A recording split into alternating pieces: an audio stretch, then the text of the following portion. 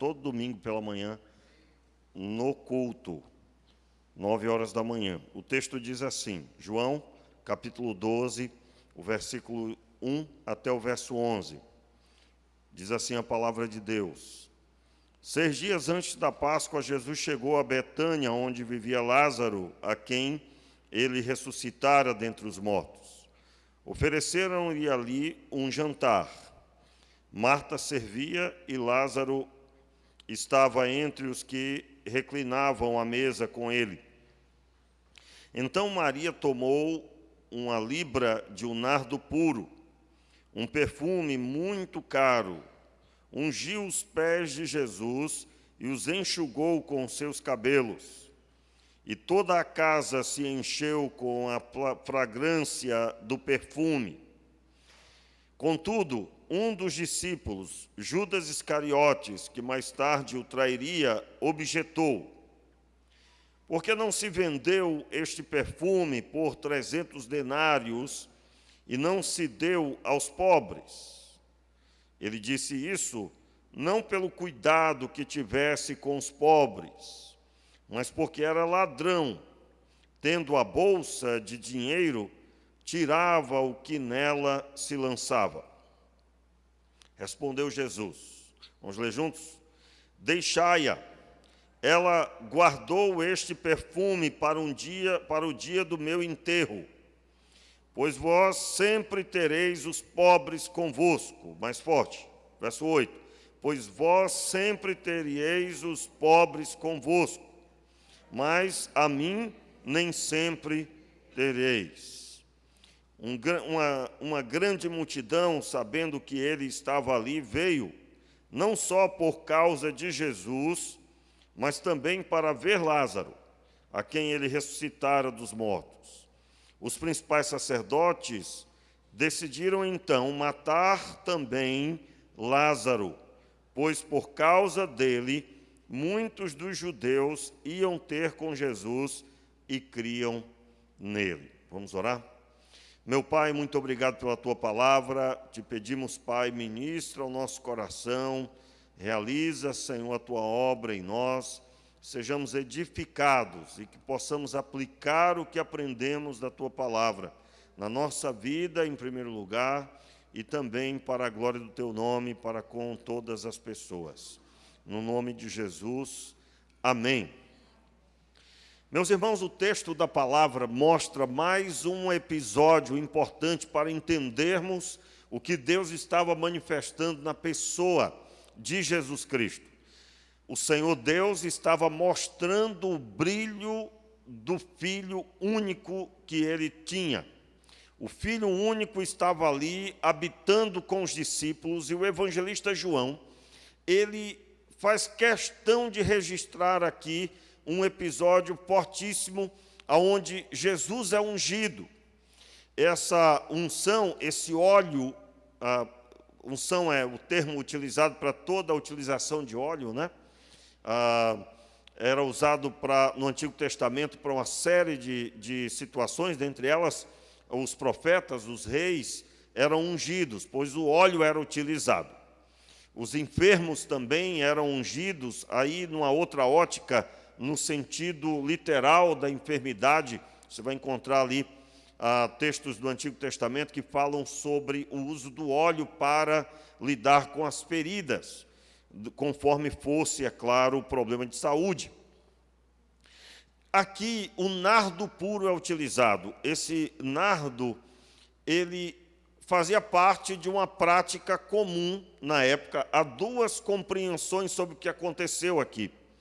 Os outros evangelhos, quando narram, por exemplo, vão narrar que ela quebrou o vaso de alabastro sobre a cabeça de Jesus.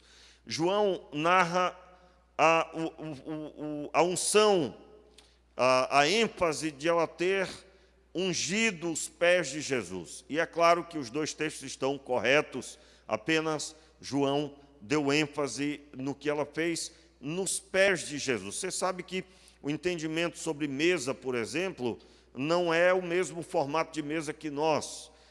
Tanto é que o texto diz que estava reclinado à mesa. Mas o reclinado porque dependendo da posição, a pessoa podia ficar até deitado de lado para estar ali junto. E quando isso se dá, ela derrama esse óleo, e Jesus dá ênfase que ela havia ungido ele para a sua morte, para o seu enterro. Esse episódio era o que compunha o período de Jesus.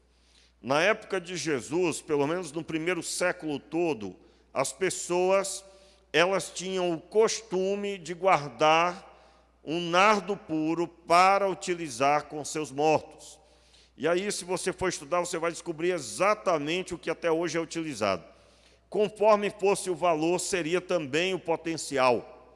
E o nardo puro aqui era um perfume retirado com muito trabalho. Para você ter uma ideia, você vai encontrar, por exemplo, que para poder gerar uma gota desse nardo puro, era preciso cerca de 300 flores devidamente utilizadas para poder extrair esse nardo. Elas ficavam em uma terra distante, não era ali por perto, e era tanto caro por causa da distância das montanhas que essas flores determinadas nasciam, como também pela quantidade de trabalho empregado para gerá-lo. O texto diz que era um vaso de alabastro, era um vaso feito de pedras. Você vai encontrar aí, por exemplo, quem diga que eram pedras coloridas, outros vão dizer que eram pedras brancas, mas ele não tinha uma abertura, ele era feito para usar uma vez só. E por isso que o texto vai dizer, em outro evangelho, que ela quebra esse vaso. Era para utilização única. Você vai encontrar outra versão desse assunto, que esse vaso de alabastro, vaso de um nardo puríssimo, caríssimo, de um grande potencial de perfume, ele também era usado para as autoridades, para honrar pessoas num formato semelhante a honrar reis na época. Nesse caso especificamente, o texto está mostrando alguém que tinha o objetivo, sim, de ungir Jesus, honrá-lo. Esse jantar se dá após a ressurreição de Lázaro, conforme os irmãos já nas últimas mensagens, na penúltima mensagem, nós abordamos aí o capítulo 11, dando ênfase na ressurreição de Lázaro e o seu objetivo. O objetivo da ressurreição era que todos olhassem para Jesus, como é até hoje. Se você tem sido abençoado, você tem recebido de Deus um milagre, esse milagre não é para você olhar para ele e dar ênfase nele, mas é para você olhar para Jesus, é para você crer em Jesus. E se você não tem nenhum milagre desses externos, vamos dizer assim, alguma coisa externa aconteceu, ou material, você tem o Senhor sustentando a sua vida, e isso é um grande testemunho.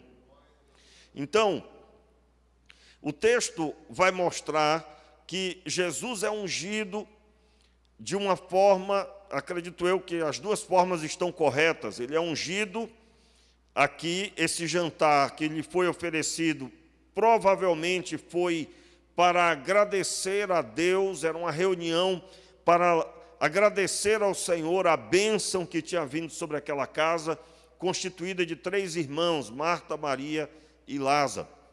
Eles estavam acostumados a receber Jesus, você vai encontrar esse registro estudando nos evangelhos, você vai perceber que eles estavam acostumados a fazer isso. A ênfase, então, é que nessa reunião, onde eles queriam agradecer a Deus, queriam honrar o Senhor, o Filho de Deus que estava com eles, então ela unge o Senhor. Maria, ela unge o Senhor. No meu entendimento, eu creio que as duas linhas estão juntas aqui. Ungia a autoridade, ungia como se unge um rei, eu quero observar aqui, irmãos, que essa unção que eu estou falando não é uma unção tornando alguém rei, não é? Davi foi ungido com óleo, e ele foi ungido para ser rei de Israel. Não é esse tipo de unção que eu estou falando. Ela não faria de Jesus o rei aqui. Ela estava ungindo, cumprindo a prática que era comum na época. Quando você recebia uma pessoa na sua casa e você queria bem a essa pessoa, você então providenciava que ela lavasse os pés e que ela também lavasse a si mesma, dependendo do nível. Ela iria ser ungida pelo dono da casa, no âmbito do perfume. Ela se sentiria agradável na casa dessa pessoa. Está se sentindo bem. Eu creio que assim é até hoje, quando você, então, depois de tomar um belo banho e também usar um perfume que você gosta, você se sente bem. Era esse o ambiente gerado na época. E acredito, essa mulher estava fazendo as duas coisas. Acredito que, motivada pelas pregações de Jesus, aonde ele mesmo já tinha ensinado diversas vezes que ele daria a sua vida para morrer pelos homens, ele seria morto para que então os homens fossem atraídos. Ele aqui estava também provavelmente sendo ungido, estava incluso a outra linha de entendimento, que era ungir os corpos daqueles que haviam morrido. No primeiro século, conforme eu disse, era a prática padrão em Israel. Era padrão. Toda pessoa tinha nardo puro, algum tipo de perfume, talvez não esse tão caro, mas ele guardava ou investia uma grande soma para ungir os mortos, e o objetivo era que o ambiente onde ele estava, onde ele havia de ser enterrado, ficasse o mais agradável possível, a fim de que o cheiro da sua carne já apodrecendo ou apodrecida, dependendo, fosse amenizado com esse perfume.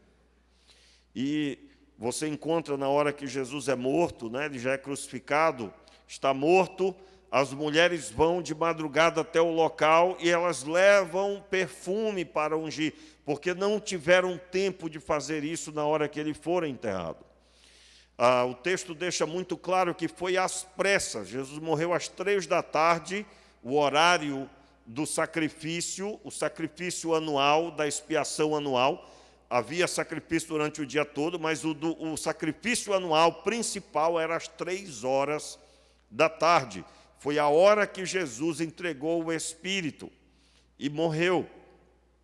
E nesse horário de 3 da tarde até às 5 da tarde ou às 6 da tarde, que até hoje, né, você vai encontrar quem diga que foi às 5 horas ou às 6 horas, mas independente disso, na viração do dia, que já seria sábado, eles tinham cerca de 2 ou 3 horas para poder, então, enterrar Jesus. E o enterro não era conforme estamos acostumados na terra, e, de certa forma, se assemelha àqueles que são enterrados em gavetas, né? Porque era normalmente um local, uma gruta, numa pedra era cavado ali para fazer um local de enterro. Normalmente, isso era feito somente com as pessoas que tinham muito recurso, porque você imagina mandar cavar uma caverna, fazer um buraco na pedra, para então colocar ali a pessoa da sua família que morreu.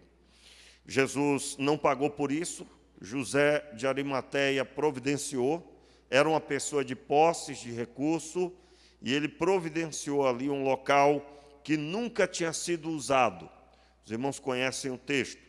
Então, nesse momento, o próprio Jesus, o versículo 7, por gentileza, acompanhe novamente, ele declara, né, quando ela é coibida por Judas, Judas reprova a sua atitude, Jesus diz: deixai-a, ela guardou esse perfume para o dia do meu enterro, pois vós sempre teríeis os pobres convosco, mas a mim nem sempre tereis. Enfim, nesse texto, nesse momento, Jesus confirma que ele estava sendo ungido já para o seu enterro. Vamos observar isso hoje pela manhã. Eu fiz questão de narrar, quero observar mais uma vez. No capítulo 12, logo no primeiro versículo, Jesus está chegando em Betânia, onde morava a família, Lázaro, Maria e Marta. Logo mais à frente, no capítulo 13, aliás, no capítulo 12, ele estava ali e era 6 dias antes da Páscoa. Esta Páscoa, que estava 6 dias para iniciar, é a Páscoa que Jesus morreu. Então, estava a 6 dias do início da Páscoa. O texto vai dizer, no capítulo 13, mais uma vez, antes da festa da Páscoa, sabendo Jesus que a sua hora de passar deste mundo para o Pai já tinha chegado, aí segue o texto, ou seja, só para confirmar que o texto se trata do mesmo período antes de chegar à festa da Páscoa, ou seja, aqui talvez eram 3 dias para a festa da Páscoa. Por quê? Logo aí, volte para o capítulo 12 novamente, tem a entrada triunfal, não é? O capítulo 12, versículo 12 diz o quê? No dia seguinte, a grande multidão que viera à festa ouviu que Jesus estava a caminho de Jerusalém, aí segue-se a entrada triunfal. Então, tudo isso é no mesmo período. 6 dias antes da Páscoa, ele estava ali. À noite, houve o jantar. No outro dia, já era 5 dias para a Páscoa. Ele faz a entrada triunfal no dia seguinte. Se você ler o texto com cuidado, vai perceber isso. E agora falta 4 dias, e então vai se chegando, vai indo. Jesus está reunido com os discípulos, então ele come a Páscoa com os discípulos, é o momento da ceia, e então ele sai para o jardim Getsêmani, ou Monte das Oliveiras, também conhecido, e ali ele é preso, e então você já conhece o texto. Por que é que eu estou fazendo menção? Porque eu tenho buscado fazer você verificar, e hoje pela manhã eu dei essa ênfase, eu tenho buscado fazer você observar que nesse sermão, nesse episódio, que eu considero um episódio só, há muito assunto que todo crente tem que saber. Há muito assunto que todo crente tem que saber. E é claro, falando do texto que nós estamos pregando, eu quero começar com estes assuntos. É claro, mais à frente tem assuntos sobre o que você deve crer sobre o Espírito Santo, nós vamos abordar nos dias seguintes, nas pregações que seguirão. O que você deve saber sobre o Espírito Santo, você que está na nova aliança, você que está em Cristo Jesus, o que você deve esperar da parte do Senhor e como você deve se portar a respeito disso. Mas em se tratando do texto que nós estamos ministrando, aqui há um ensino muito forte. Primeiro, o primeiro princípio que eu tenho que compreender é que no ambiente onde está Jesus havia pessoas gratas pelo que Jesus fez.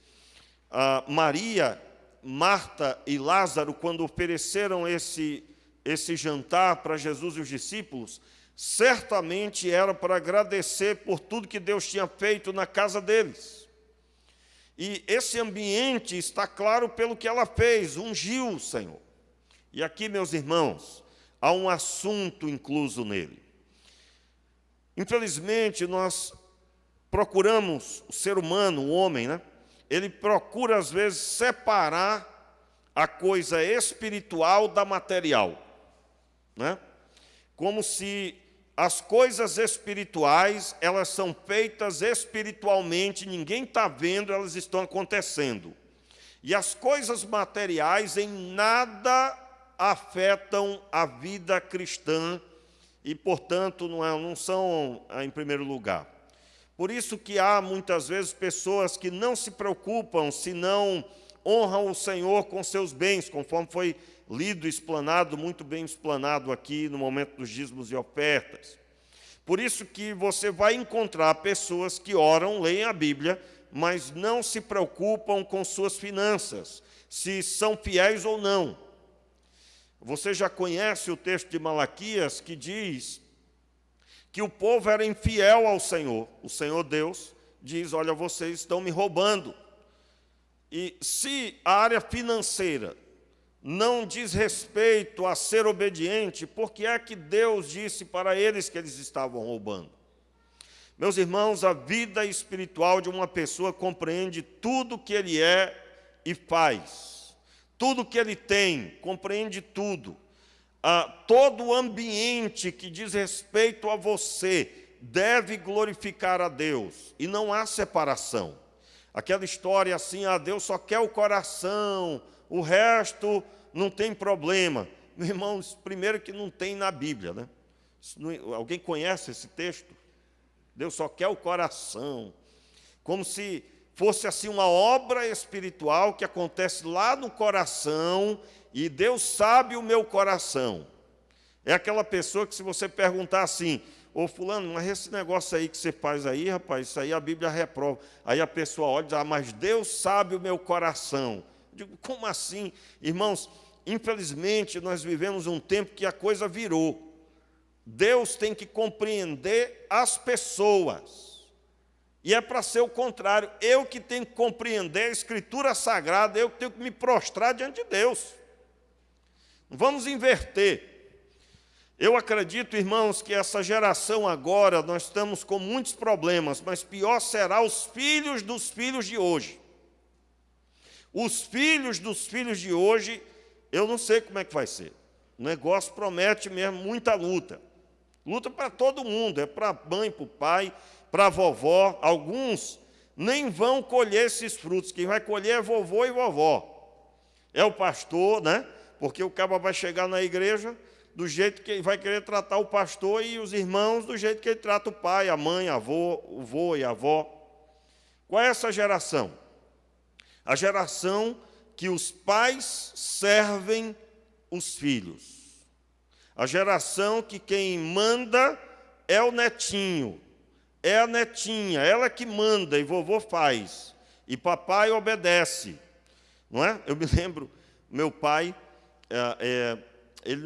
irmãos, eu cresci num ambiente assim, eu digo, ia para a escola, vai comprar lá alguma coisa para ir, mas houve um tempo, eu era muito pequeno, eu me lembro que tinha pessoas que iam para a escola e usavam um saco de arroz para botar os cadernos. Alguém lembra desse tempo aí? Essas coisas lá do Acre, né? Não é? Ô Senhor, graças a Deus, hein? Já pensou se só eu levanto a mão, né? Pastor, isso só tem lá no Acre. Então, o saco de arroz não tinha rótulo. Eu lembro desse tempo também. Então, não é coisa lá do Acre, não. Isso é geral, né, irmãos? Brasil todo. Justamente. Hoje em dia, se alguém fizer isso, eu acho que sai em rede nacional como um pai que está maltratando o filho, fazendo o filho passar vergonha.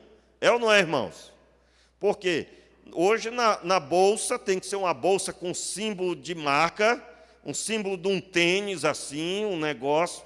Tem que ser uma coisa cara, porque senão meus colegas não vão, eu não vou ser aceito, né?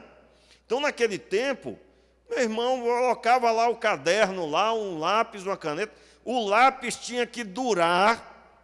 Deus me livre se depois... não tem mais o lápis. O quê? Não tem? Como assim não tem? Né? Então, a geração passada, ela não teve nenhuma dificuldade quando foi enfrentar a vida real, porque já havia recebido essa mensagem. Essa geração, nesse formato de tudo na mão, tudo dado ali bonitinho, quando for pôr o pé num local de trabalho, vai chorar, vai sofrer e vai querer ir embora. Porque o pai e a mãe não vão estar lá no ambiente de trabalho, vai estar o patrão. E talvez esse rapaz, se for crente, vai dizer: o diabo está furioso comigo. Eu digo: mas o que foi? Não, fui mandado embora. Depois de meia hora de conversa, você descobre que até você tinha mandado ele embora pelo que ele fez, né? Quem que vai pagar, irmãos, um salário para quem não tem vontade de trabalhar? Quem?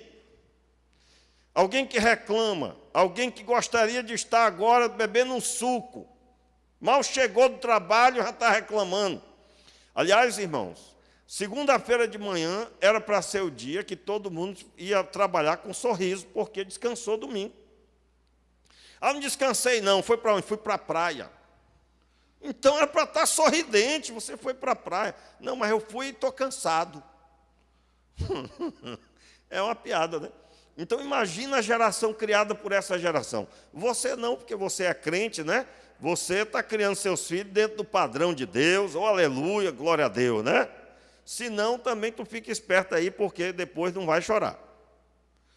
Não adianta depois botar na conta de Deus. Deus colocou você para cuidar, educar e pôr limite.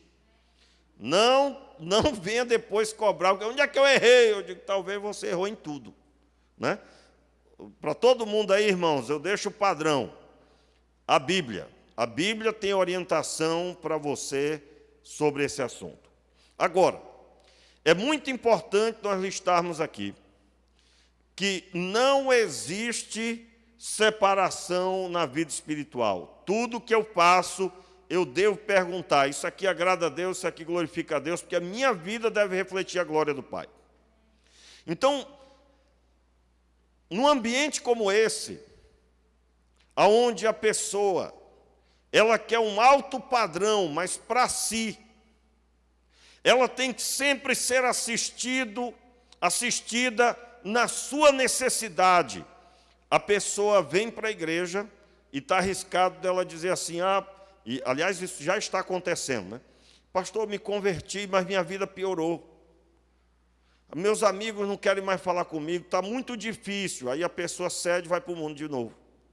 Por quê? Porque ela esperava que agora, crente, a vida fosse muito melhor. Agora ela não tem emprego, ela recebeu emprego, ela andava de bicicleta, agora anda de carro. Ela esperava tudo maravilhoso.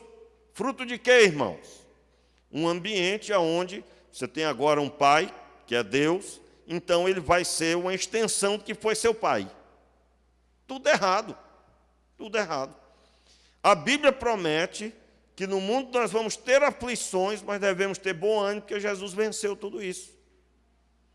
Não há rosas, não há almofada para se sentar. Não, é luta, porque o alvo é servir a Deus, não Deus nos servir. Irmãos, esse evangelho de Deus nos servir, isso é uma furada. Uma furada. Se for listar, se você pegar caneta e papel e perguntar o que você deseja, o que você tem orado, e você descobrir que tudo que você tem orado são coisas para você, você não está preocupado em servir a Jesus, em pregar o evangelho, dar bom testemunho, ser instrumento de Deus na vida das pessoas. Você está à procura que Deus te dê tudo, na área emocional, sentimental, financeira, material. Tudo, você tem até um caderninho com a lista de pedido de oração. Tudo para você. Vai lá ver, não tem um motivo de oração que envolve salvação da família, salvação de pessoas, mudança de situações que atualmente não glorificam a Deus, que você crê que deve glorificar. Meus irmãos, aqui, nesse momento, nós temos um exemplo de uma pessoa que estava grata a Deus e colocou os seus bens para a glória do Senhor. Logo em seguida, Judas reprova essa atitude. Eu quero deixar claro, irmãos, Judas, ele roubava da bolsa, e hoje em dia também você vai encontrar pessoas que podem estar proferindo o nome de Jesus, mas o negócio é dinheiro. Aliás, se você está observando um ambiente, né, você tem alguém lá que está em um local perigoso, que, irmãos, existem igrejas que não têm o propósito de glorificar a Deus. Existe. E se você tem se escandalizado, não fique não, isso é velho, isso é antigo, viu? Apenas quando isso está diante de nós, isso incomoda. Quais são as características de uma igreja que o negócio é dinheiro? Quando ela tem um perfil de empresa, quando ela tem um perfil de que tudo gira em torno da igreja local, materialmente falando. Você tem que sempre servir aqueles projetos da igreja. E não há nenhum interesse de que você seja instrumento de Deus para a sua família, para a sua casa, na sua vida. Um dia me perguntaram assim: pastor, por que nós não temos culto todos os dias da semana? Aí eu digo: está repreendido em nome de Jesus. Aí a pessoa ficou assustada, né, com uma palavra dessa. Porque o pastor repreendendo ter culto. Aí eu digo: não, rapaz, espera aí. Você ouve uma palavra quarta-feira, você tem que estar em casa à noite para receber, se for uma mulher, para receber seu marido, fazer uma comida gostosa para ele, cuidar bem, investir na educação dos filhos, estar com a família. Isso faz parte do culto. E tem que ter tempo, tem que investir tempo. Aliás, aqui na igreja, a gente, quando chega um determinado domingo do mês, tem um domingo da família. A ênfase é você estar em família. Essa semana que passou aí, eu até postei uma foto aí de uma comida. Os irmãos sabem que eu gosto de cozinhar. E lá em casa o pessoal gosta de comer também, né? Minha esposa faz uma comida maravilhosa, mas às vezes eu fico brigando lá na cozinha, concorrendo. Então, eu estava lá fazendo, comendo com a família, e depois me alegro muito com a mesa e tudo. E eu postei lá no status lá, e o pessoal, muita gente até viu. Mas qual o alvo ali? Celebrar a família que Deus deu. Então, uma igreja problemática é uma igreja que quer você nela, nas reuniões dela, todo dia. Todo dia. Dependendo, esse casamento está em risco. Esse relacionamento família está em risco. Porque, meu irmão, pai tem que acompanhar os filhos na escola. Mãe tem que acompanhar os filhos na escola. Você tem que investir tempo na família. Irmãos, a própria Bíblia diz, né, não trabalhe demais ao ponto de você não aproveitar, em resumo, a sua vida com a sua família. Aí eu estou unindo toda uma compreensão bíblica do que Eclesiastes nos traz. Ao mesmo tempo, você sabe, tem que trabalhar bastante. Porém, se você está perdendo a sua casa, você tem que rever, nesse momento, os conceitos. Meus irmãos, sem convivência familiar não há cristianismo. Não há. Eu não gosto de falar isso porque pode dar incentivo para alguém não autorizado. Uma vez uma pessoa que eu estava trabalhando, aconselhando, disse: pastor, o único dia que me sobrou para sair com a família é no domingo. Eu digo: está abençoado, em nome de Jesus, vá logo. E aí, só não diga a ninguém, porque vai que alguém pega a corda, né? Porque, irmãos, tem aquele que tem segunda, terça, quarta e quinta, cheio de tempo para injetar, não injeta, e quer sair domingo de manhã. Está repreendido para esse. Esse sim. Agora, a pessoa está trabalhando num ritmo de trabalho frenético, só tem o domingo de manhã. Eu vou dizer: olha, meu irmão, você está proibido de vir para a EBD, você pegue sua família, vá para algum lugar aí, para uma praia dessa, que, né? Agora eu estou dizendo para você, se você não faz isso a semana toda e quer usar o domingo de manhã, não, faça isso não. Irmãos, nós, quando falamos aqui de dinheiro, de ser fiel nos dízimos e ofertas, qual é a grande ênfase? O Senhor Deus quer abençoar a sua vida. Ele quer abençoar a sua casa, Ele quer que você tenha tranquilidade nessa área. Mas nunca, jamais, a ênfase não é extorquir ao ponto de usar da palavra para dizer: olha, se você não der, você vai sofrer. Se você não fizer, você agora vai ter problema. Não, isso aí não, meu irmão. Isso aí não é obra de fé, é extorsão espiritual. Se você não é fiel, você precisa ser porque você tem compromisso com Deus. Não porque a igreja ou o pastor está dizendo, está deixando de dizer. A obra é de fé e não por obrigação. Então, quero deixar claro, meus amados, e igreja genuína é sustentada por Deus. Quem é que sustenta a igreja? O dono da igreja é Jesus Cristo. Nosso Deus constituiu Jesus, Cristo e Senhor de todas as coisas.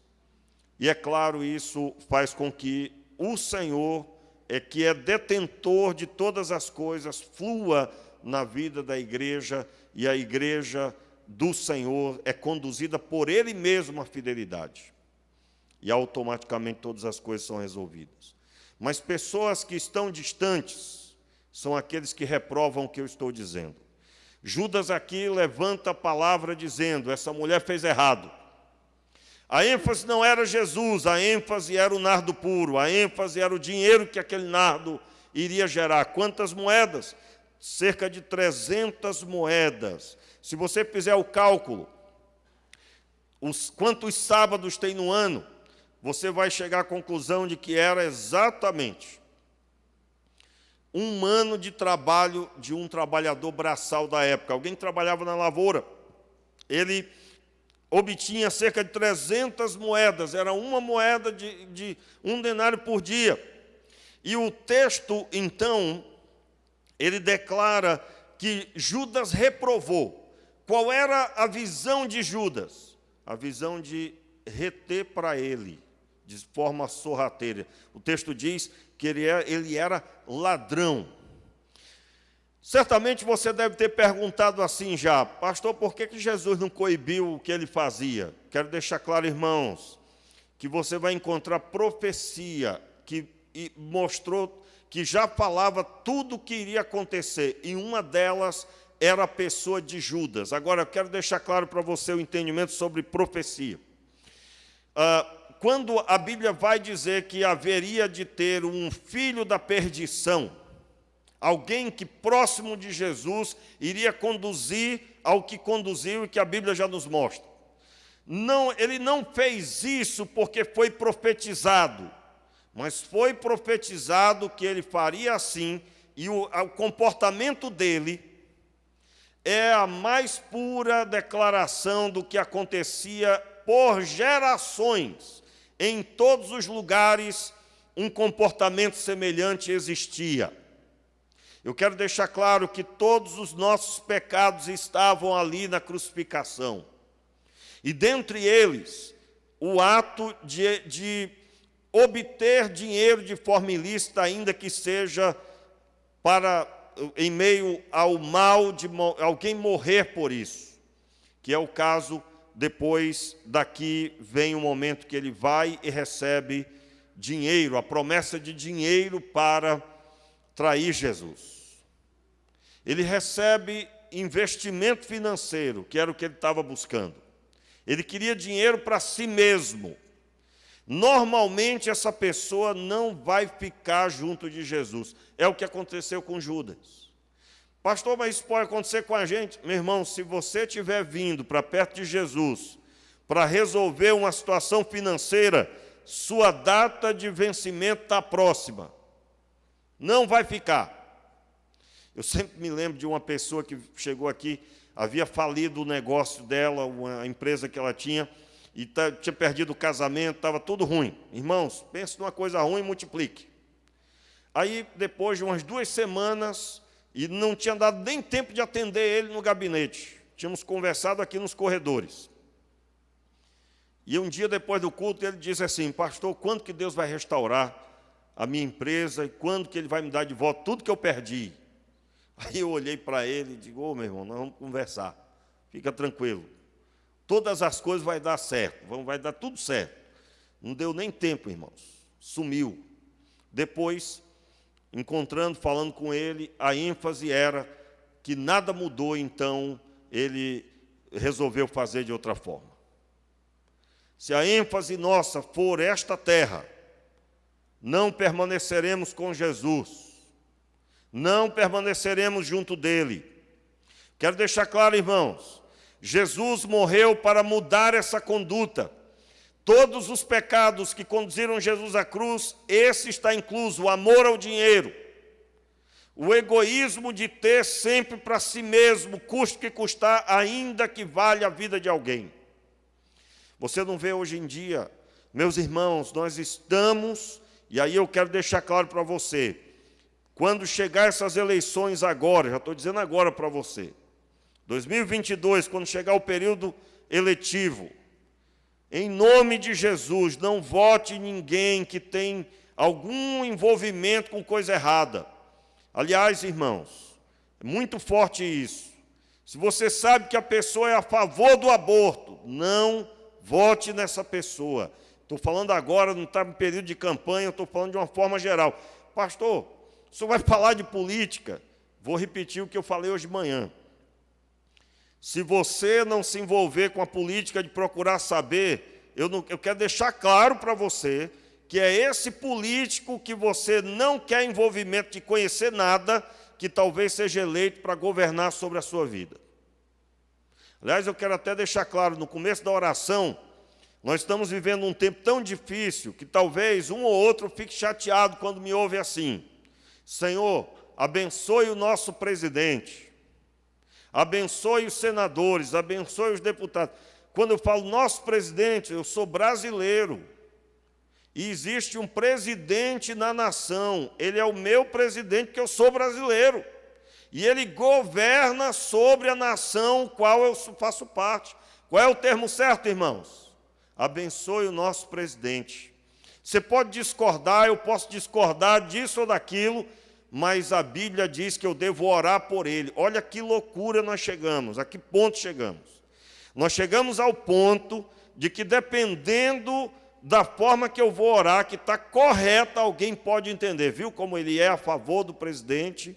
Ele orou dizendo, abençoe o nosso presidente. Não é o meu presidente. Olha só, se você é crente, você vai submeter à Escritura. E a Escritura diz que devemos levantar mãos santas, orando sempre. E aí eu estou unindo dois textos numa compreensão só. A Bíblia vai dizer que eu devo orar pelas autoridades para que venha sobre nós dias tranquilos. E não é nada tranquilo, irmãos, ter que ver o que nós temos visto no decorrer dos anos. E eu falei hoje de manhã, no período da pandemia agora, quando está todo mundo sofrendo, morrendo, muita gente morrendo, tinha lá 2 deputados federais colocando para ser votado aquela lei, aquele projeto de lei que iria reconhecer todo tipo de amor como válido e seria também reconhecido todo tipo de amor e todo tipo de família. E estava no projeto, não sou eu que estou dizendo, não estou inventando nada. Se depois você quiser, eu posso mandar para você essas informações. Por exemplo, quem quisesse casar com cachorro, poderia. Quem quisesse casar com gatinho, poderia. Gato mesmo, gato, animal. Se a pessoa quisesse casar com a filha, poderia casar, porque todo amor é válido. E aí, enquanto isso, você encontra pessoas chateadas com os pregadores. Por quê? Porque eu fui para a igreja, o pastor falou em política. Isso é amordaçar o profeta, meu irmão. O profeta tem que dizer para Herodes que Herodes está em pecado. João Batista hoje, ele seria reprovado pela igreja local. Ele não poderia citar nada sobre Herodes. Natã não poderia ir falar com Davi o que falou sobre os pecados de Davi, porque iria ser dito que ele não deveria falar sobre política. Quantos estão entendendo o que eu estou dizendo? Ah, mas esse discurso aí é do candidato tal, é do fulano de tal. É não, meu irmão. Nós pregamos sobre esse assunto já desde o começo. Esse não é um assunto de A ou B. Esse assunto é o assunto da Bíblia. Nós não concordamos com o aborto. Não concordamos com todo tipo de mal que tem se estabelecido no Brasil. Nós somos igreja de Deus, irmãos. E a igreja não deve se calar. Ah, mas então eu vou sair da igreja se o senhor continuar com esse discurso. Então, sai então. Que é isso, pastor? Meu irmão, presta atenção, a igreja é de Deus, a palavra de Deus é dele. E nós fomos chamados para nos submeter ao Senhor, e eu não vou inventar. O que seria inventar? Nós precisamos ter posicionamento como igreja. Ah, mas o senhor não tem medo de ser preso? Não, tenho não. Tenho não. Porque se eu tiver medo, eu estou renunciando o seguir a Cristo. Jesus ensinou que aqueles que o seguem seriam perseguidos. Nós não podemos ter medo disso. Haverá momentos de dificuldade. Meus irmãos, em nome de Jesus, Nós precisamos observar, e aí por que eu estou dizendo isso? Judas estava próximo de Jesus com a conduta distante. Eu pergunto a você, você tem falado de Jesus, mas está, em primeiro lugar, preocupado com você mesmo? Você tem até pregado sobre Jesus, mas você está procurando satisfazer seus anseios? Você tem um prazo de validade na presença de Jesus. Tem uma data que você não vai resistir e vai sair. Aliás, irmãos, isso é algo que oprime os pastores. Eu, principalmente, já sofri muito com isso. Como assim? Eu conheço muitas vezes os problemas. E no diálogo, na conversa, no acompanhamento, no aconselhamento, já ficou claro para aquela pessoa que eu estou acompanhando, eu já entendi claramente que ela não teve um entendimento do que é ser crente, do que é ser um servo de Deus. Ela está procurando projetos pessoais, projetos próprios, nada de glorificar a Deus, tudo é história. Só que o membro da igreja, ele vê só o externo, fulano se sentando, fulano com a Bíblia, oh, que maravilha, que coisa boa. Aí, de repente, essa pessoa não vem mais, ela está desviada. E aí a pessoa olha para o pastor, e aí, pastor, o senhor não vai fazer nada. Fulano está desviado, o senhor não vai fazer nada. Eu digo, meu irmão, o Senhor Deus já deixou claro que quem recebe a palavra e o terreno é pedregoso, o coração é cheio de pedra, não vai permanecer a Escritura nele. O Senhor já deixou claro que corações que são como um terreno cheio de espinhos, vai sufocar a palavra e não vai permanecer. Mas no nosso tempo, o cristianismo parece que é assim, não importa o coração, importa é o amor. E a pessoa tem que permanecer. Você nunca encontrou essas situações? O familiar da pessoa está todo errado, está pedindo assim, Senhor, manda um raio na minha cabeça. Mas a pessoa está lá, Senhor, eu sei que o Senhor vai tomar uma providência. Meu irmão, vai ter misericórdia, porque você está orando, que Deus abençoe. Mas dependendo do que essa pessoa está buscando, o Senhor vai aplicar a palavra dele. Se continuar, vai terminar ou preso ou morto. Ah, mas eu orei. Eu digo, meu irmão, onde é que fica a justiça de Deus para com os atos pecaminosos dos homens? A misericórdia está manifesta? Está. Conta lá quanto tempo demorou para poder ser preso. Misericórdia de Deus, irmãos, dando oportunidade de conversão, dando oportunidade de mudança. Meus irmãos, nós estamos vivendo um tempo onde até velório, dependendo, ninguém devia chorar. Já viu aqueles casos da pessoa que está dizendo assim, ela está dizendo assim, sai de casa já declarando, hoje eu vou dar um jeito de morrer. E aí quando morre, todo mundo fica admirado, mas como? Já notou isso?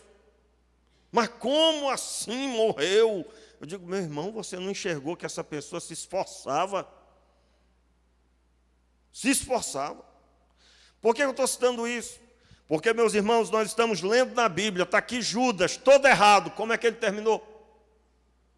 Aí hoje em dia, quando vemos pessoas que prosperam em Jesus, mas Jesus passa longe, e ele se lasca, se racha no meio, se acaba, fica lá o pessoal, mas, oh meu Deus, mas como assim? E é o que mais acontece, porque nós vemos um tempo onde fazer parte da igreja para alguns parece ser uma garantia de que tudo vai dar certo, mesmo estando tudo errado. E eu não estou mandando direta para ninguém, se isso está sendo para o seu coração, Deus sabe, e Deus conhece, o irmão sabe que eu não mando indireto para ninguém aqui, e eu acho muito feio isso, inclusive. Se eu sei de alguma coisa, chamo uma pessoa e falo. E assim deve ser um pastor. Eu quero convidar você à oração, porque a mensagem da palavra de Deus nessa noite está dizendo assim, você é grato a Deus, apresente a Ele tudo que for para a glória dEle. Marta ofereceu esse unguento puro. Ela reconhecia a autoridade de Jesus, e foi a forma que ela encontrou de fazer isso. Eu não vou dizer para você, pode ficar tranquilo, vem e traga tudo que você tem para honrar Jesus. Não, isso aí é outro ambiente, é outro formato, e é uma das características de arraiais, de igrejas que estão buscando ser uma empresa. Não, eu não vou falar disso, não.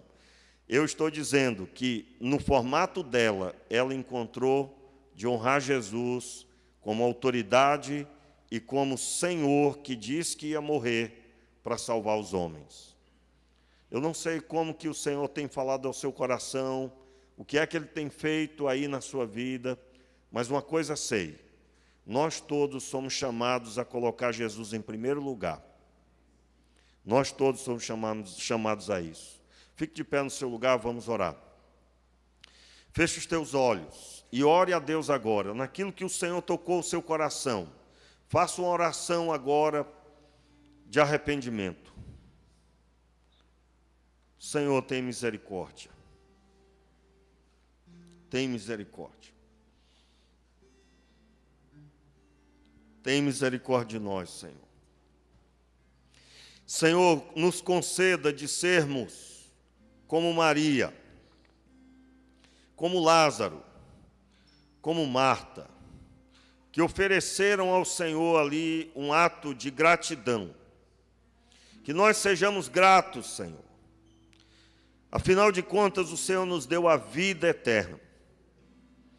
Meu Senhor, ministra esse coração a essa pessoa que não consegue agradecer, que não consegue compreender a Tua palavra. Senhor, tira de nós o comportamento de Judas. Se há aqui hoje à noite essa pessoa que não entendeu a fé, não entendeu o que é ser um discípulo, Senhor, toma em Tuas mãos essa pessoa e converta o coração. Transforma, Senhor, esta pessoa. Nós oramos pedindo, Senhor, que todos nós venhamos a glorificar ao Senhor na nossa vida, para a glória do Teu nome.